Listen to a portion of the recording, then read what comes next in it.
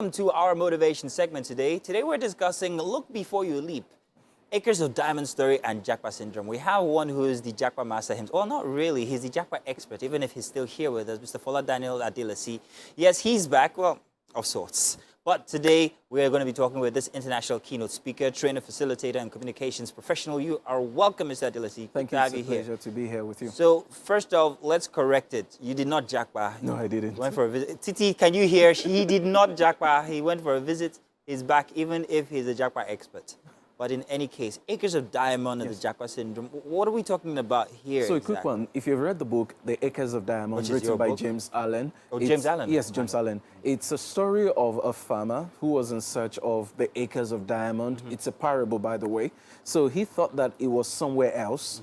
At the end of the day, he sold everything he had, including the land upon which he had his house, and he was farming to go and look for these acres of diamond. So he went and kept searching and searching and searching. At the end of the day, he found nothing. He had sold everything he had sold his house, he had sold his farmland, only to realize that the diamond he was looking for was right under his house. Boom. Unfortunately, he had sold it. So the way it connects with the Japa syndrome is that while it's not a totally bad idea for people to leave for other countries, sometimes people do it without a proper planning. Sometimes people just think, oh, it's the norm. Everybody is doing it. Oh, that's the solution right now. For some people, it should be a temporary measure. For a few people, it will be a permanent thing. But for others, that's not even your thing at all. Nigeria is your place, or wherever you are right now watching from is your place. How can you confidently say that, however, with everything that we're going through? Fuel only just went up to 500 naira per litre on average only last week. And many people are beginning to consider even moving to Benin Republic. So the thing is, first of all, as human beings, I believe that we have destinies. We have various assignments in life. And your assignments will actually determine your location. So you may have heard people saying that your location determines your allocation. So if you are out of your operating space because this place looks better and you move in there, you realize that you're wasting your time. Unfortunately, some people don't even realize they're wasting their time until it's too late. There are some people today, and I've seen people, I've heard as well, people who desperately want to come back, but the reason they cannot is because they've spent everything, they've sold everything. There's nothing to come back to. So we're not saying people shouldn't go, but is it for you? You know the story about the grass always being greener on the other side? For some people it is, but for many others it is not. Maybe those are the stories we need to hear more of. The people who want to come back but can't, or the people who have gone and are coming back. Why are they coming back? What are the experiences like outside of the country when they leave? And what is it like coming back to nothing? So the first thing you need to know, for example, I even have a friend who is a professor, like a big sister, and she shared her own story, how they relocated to the United Kingdom with family, and after a while, they kept hoping something was going to work out, it was going to work out, and months after months after months, nothing was working. At the end of the day, she took the courage and said, look, if you're not going to move, I'm going back home. And then she was the first to move back home to Nigeria. And a few months later, the husband summoned the courage. So the first thing you notice about Nigerians who are relocating abroad is that many of them are doing well in Nigeria. And then you go abroad, you have to start with menial jobs, hoping that somewhere along comes the line, down 10 rungs. Some people are able to change, get back into the corporate ladder. But for many people, they never, ever get back into that corporate ladder. So that's where the struggle begins. So you look at the life you were living back home in Nigeria, you look at the life you're now living in that place, you say, oh yes, things are working, but the question is, how much of the things that are working over there that you're paying for, do you have to pay for in Nigeria? So there are so many things that we don't even appreciate that the government in a way is subsidizing outside of fuel. Let's remove that, yes. Exactly, because there are too many things you pay for that you don't pay for here. It just works, it's just there. For anybody watching right now, I want to give an example of things that we don't pay for here that might be very expensive. Do you pay for water abroad here in Nigeria? Yeah, no, I don't. I do not pay for heating. So you check how much of the volume of water that you use abroad, you have to check it.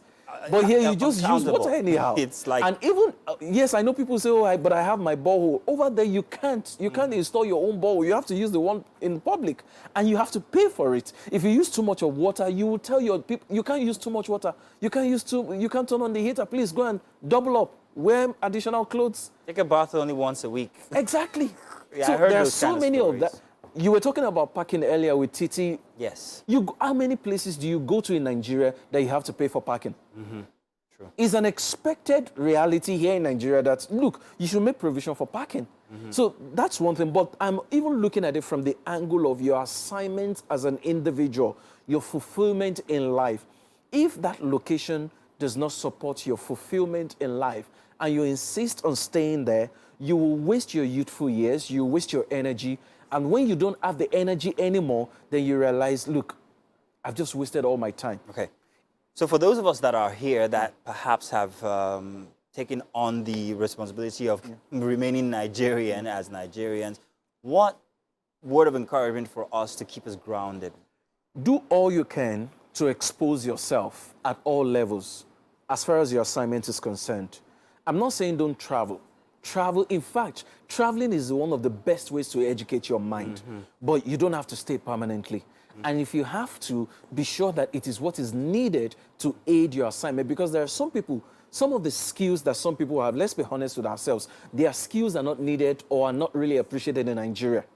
It will take another 10 to 15 years for their skills to be appreciated. But if your skill is appreciated here, then you need to think, well, stay here, earn some good money, and then just live a good life.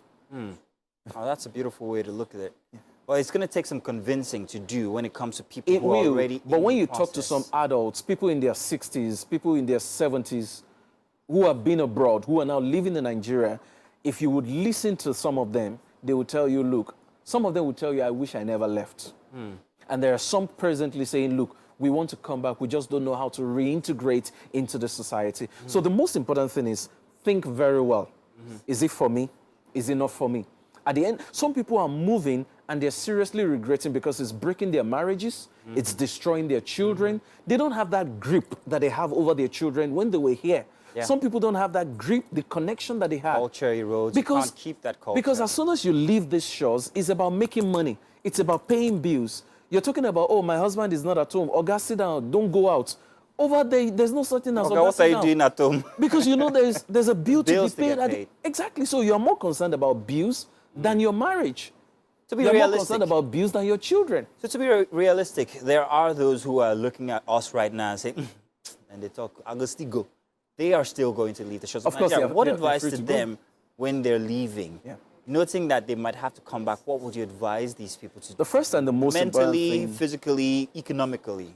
if you have some assets, I'll advise don't dispose of all your assets just because you're leaving. If I don't have any, is this time you- to buy something to keep me If you grounded? don't have any and you go, think about buying something back home from genuine sources.